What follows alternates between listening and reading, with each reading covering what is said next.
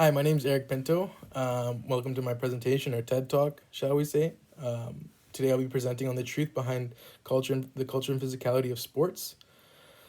I'll be sharing my own experiences, personal through the sports I've played, um, movies watched, interactions I've had with friends, and I'll relate that all back to the coursework. Um, so I'll start off with a great sports myth. Um, that's the idea that sports is inherently pure and good. Mr. Sylvie used some examples of steroids in baseball in class, and the fact that we can't just assume that everyone is pure in that sense. That can also be translated to football. There's plenty of banned substances that players are still using, and track and field as well, where, like you said, they have these doctors that get paid a ton, and they'll take these drugs just in time, like spread out just in time before a test, so that they can test for that not positive, but still have taken the substance, like, less than 2 weeks ago, per se. Um, and so there's no need, the the conclusion of the great sports myth is that there's no need to study or analyze sports, and that sports is inherently good.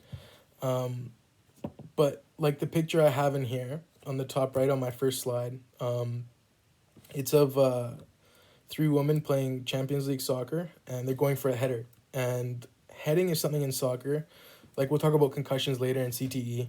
Heading is something in soccer where you're doing it repeatedly, and as a child, if you start off heading, it may not be good for your brain. And so this is why we should question the myth, the great sports myth. Why we have to take these old rules and question them and advance and make the sport safer and better. And the other thing was sports ethics. For myself, at least, I would always, be informed by coaches. Hey, you got to do whatever it takes, and whatever it takes a lot of the time meant, if you got hurt, get back up, and if you got hurt, get back up. And it was a winning mentality over health, or over everything. And there's a huge problem with that.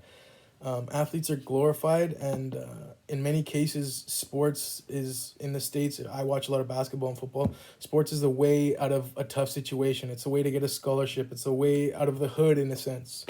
And so it's a good way to it's incentivized. It's a good way to be successful, but we're incentivizing sports that are bad for our health in terms of football. And that's where I go to the next slide, which is a tale of two men. um, One is of Dr. Omalu. He was a Nigerian doctor, and he came to the States, and he didn't know much about football, and he would analyze dead people's brains, um, once they died, obviously, in terms of, and looking for damage and things like that. And one day he came upon an ex-football player named Iron Mike Webster, and Dr. Omalu was the one who discovered CTE, so chronic traumatic encephalopathy. So pretty much concussions and repeated blows to the head. He diagnosed that as a certain disease. And he didn't understand, he didn't really know football that well. Um, but he didn't find it normal that a guy like Mike Webster lost all his money, was a drug addict, suffered depression. Some days he couldn't even find his way home. And for a 50-year-old to die in those circumstances, it wasn't necessarily normal to him. Um, and he did research on hundreds of NFL players, and other football players, and 110 of 100 NFL players came back with showing significant brain damage. So that was really a breakthrough in his work. And yeah, he came out with his own book. It was named Play Hard, Die Young. It focused on football dementia, depression, and death. And so he really brought to light the negative effects of football, um, and he made the NFL aware of it. And this is something that he thought important because, like we talked about earlier, the great sport myth. we have to question, we have to study and analyze and question the fact that sport is believed to be inherently pure and good, because in this case you're hurting yourself while you're playing a game, and people are dying at 50, 60, not knowing how to find their way home. Like, that stuff isn't necessarily normal, shouldn't be happening at that age. And so Dr. Amalu brought this to light. And so that brings me to my next slide of aging.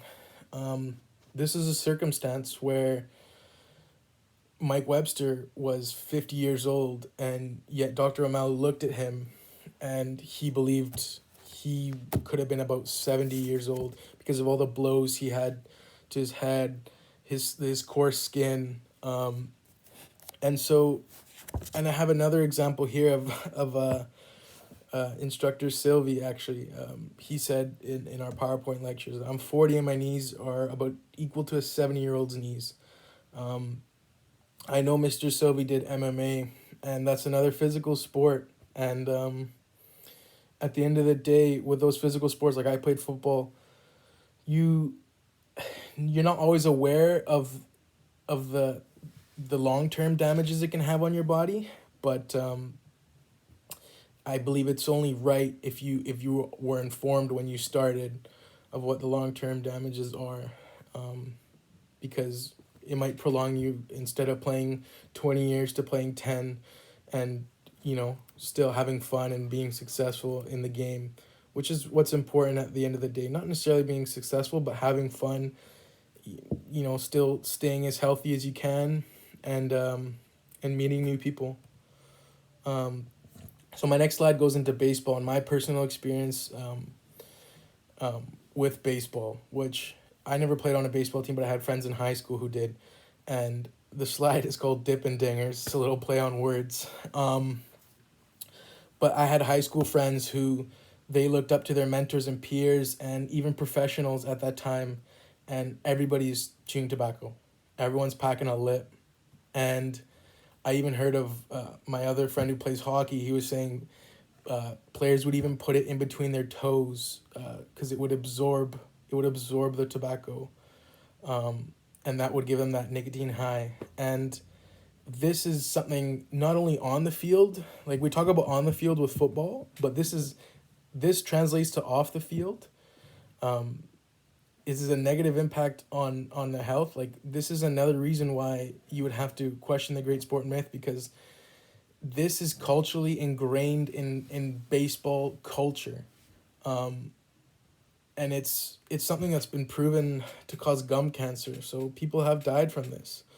And in my slide, I have a couple pictures. One of two players sharing a tin, and another one of this advertisement, from way back in the day, relating it to the sport. Oh, this player does it, you should do it.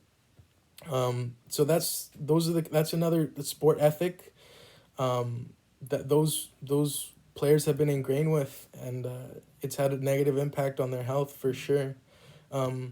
Last slide is my experience with toxic masculinity in sport.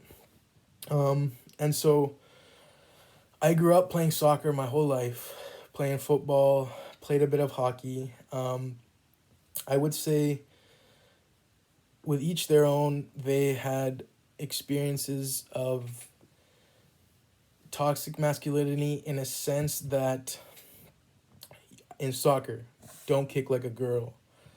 Oh, you kick like a wuss. Oh, you kick like a P word. I'm not going to say it, but you understand what I'm saying. And it relates to the same thing in football.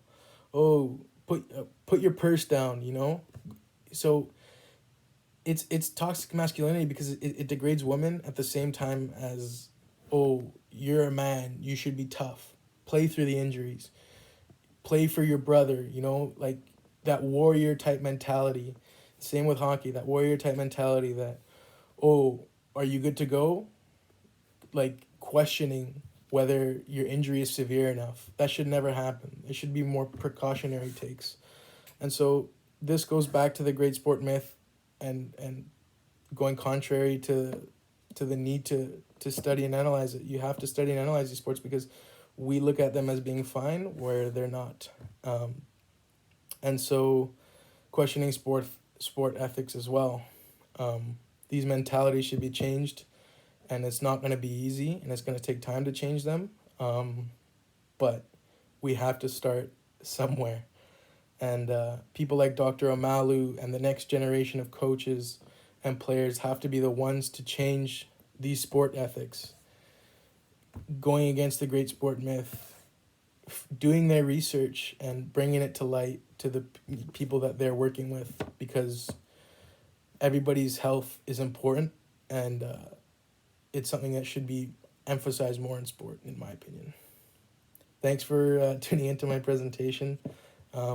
Stay safe. Take care.